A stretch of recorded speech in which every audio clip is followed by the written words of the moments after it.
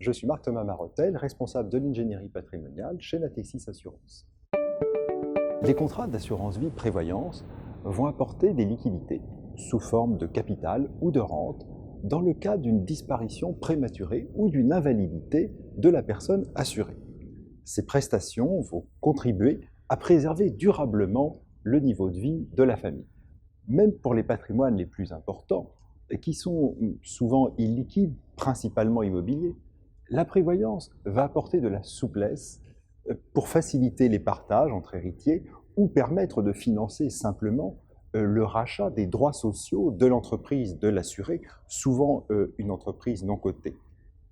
Mais bien entendu également de favoriser son conjoint ou un héritier particulier sans pour autant léser les autres.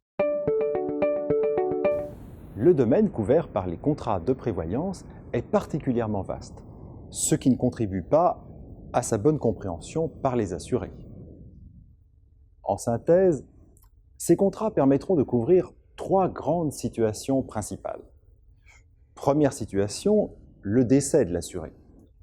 Le capital garanti est versé, quelle que soit la cause du décès, et indépendamment des autres prestations ou indemnités qui pourraient être perçues par ailleurs à quelque titre que ce soit. Deuxième situation, les accidents. Il s'agit dans ces contrats de couvrir les risques de décès et d'invalidité temporaire ou permanente d'origine accidentelle. Ces assurances compléteront les prestations servies par la sécurité sociale qui sont, le plus souvent, insuffisantes pour compenser les conséquences pécuniaires réelles de l'accident ou du décès.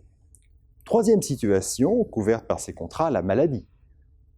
L'assureur s'engage à verser des indemnités journalières ou des capitaux et à rembourser tout ou partie des frais médicaux ou pharmaceutiques lorsque l'assuré est atteint par une maladie ou un accident. Ces prestations s'ajoutent à celles des régimes obligatoires pour couvrir le reste à charge. Le régime fiscal présente un réel intérêt. En effet, si les primes versées ne donnent lieu à aucune réduction ou déduction d'impôt, en revanche, les prestations, capital ou rente, sont complètement exonérées. La fiscalité éventuellement applicable ne portera en effet que sur la dernière prime annuelle versée, lorsque celle-ci aura été payée avant le 70e anniversaire de l'assuré. En revanche, les primes payées après le 70e anniversaire de l'assuré relèvent du droit commun de l'assurance vie et supporteront les droits de succession applicables. Tout d'abord, et à rebours des idées reçues, les personnes détentrices d'un patrimoine important. Certes, les intéressés considèrent souvent être en mesure de faire face sur leur seul patrimoine personnel, mais il s'agit d'une erreur d'appréciation. En admettant que le patrimoine permette en effet de faire face aux coûts parfois très élevés de l'aléa, est-il vraiment pertinent de consommer des ressources acquises tout au long de sa vie à cette fin, alors qu'un contrat de prévoyance pourrait y pourvoir et préserver les intérêts financiers de la famille? Quel serait le coût de la mise en cause d'une stratégie patrimoniale mûrement réfléchie et qui se déroule bien souvent sur plusieurs années si la survenance d'un sinistre venait mettre à mal l'édifice? La prévoyance est la solution adaptée pour couvrir des événements graves et aléatoires. Par ailleurs, comme j'ai eu l'occasion de le signaler, un patrimoine important n'est pas nécessairement un patrimoine liquide.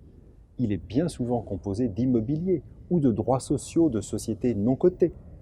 L'injection de liquidités grâce au contrat de prévoyance facilitera la transmission et les partages en cas de décès de l'assuré. Ensuite, les personnes ayant des revenus élevés mais sans être nécessairement à la tête d'un patrimoine important sont bien sûr intéressées par la couverture d'un contrat de prévoyance pour protéger leur famille et leurs personnes des accidents qui viendraient les frapper en pleine ascension professionnelle. Enfin, toutes celles et tous ceux qui plus largement se préoccupent d'une prise en charge fiable et efficace des conséquences des accidents de la vie et qui ne veulent pas être réduits à dépendre des seuls régimes sociaux et de la bonne volonté d'autrui.